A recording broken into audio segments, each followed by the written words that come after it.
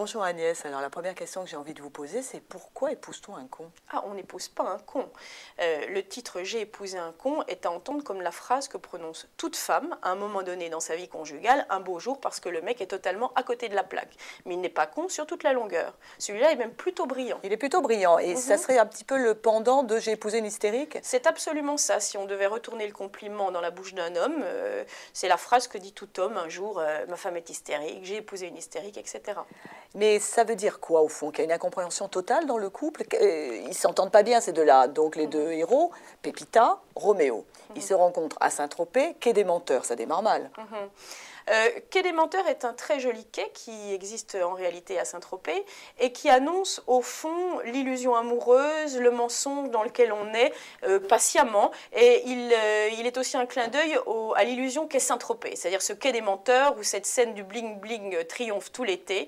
Donc c'est pour ça que ça démarre là, parce qu'on est dans l'illusion de tous côtés. Mais par contre, après, on n'est plus dans l'illusion puisqu'il invite à dîner dans une pizzeria derrière les poubelles. Là, on n'est pas dans l'illusion, on est derrière les poubelles. On est derrière les poubelles, mais à côté d'un fleuriste. Et surtout, on est dans un truc ultra original parce que Pépita trouve que la manière dont elle est courtisée par ce garçon tranche radicalement avec celle des autres. Donc ça va être une vraie histoire d'amour. Ils vont s'aimer passionnément, mais on a le sentiment quand même qu'il y a une incompréhension fondamentale.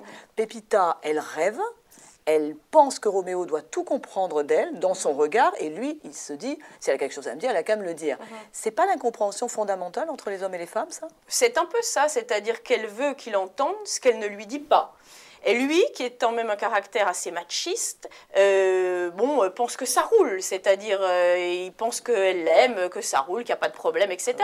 Mais je pense que c'est aussi la clé de l'amour, c'est-à-dire que s'il entendait tout, elle ne pourrait plus désirer, tandis que là, elle est sans arrêt dans un truc où elle est en conquête, justement. C'est la clé de l'amour. Moi, ce que je me suis dit en lisant ce livre, c'est qu'au fond, pour qu'il y ait un con, il faut qu'il y ait une conne. Absolument, la connie se conjugue remarquablement bien à deux.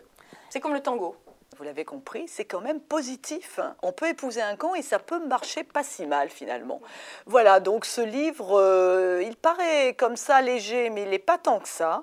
Et je trouve que c'est vraiment une belle leçon d'histoire amoureuse. Voilà, et elle n'est pas négative du tout. Voilà, merci beaucoup. Et merci Agnès. Merci.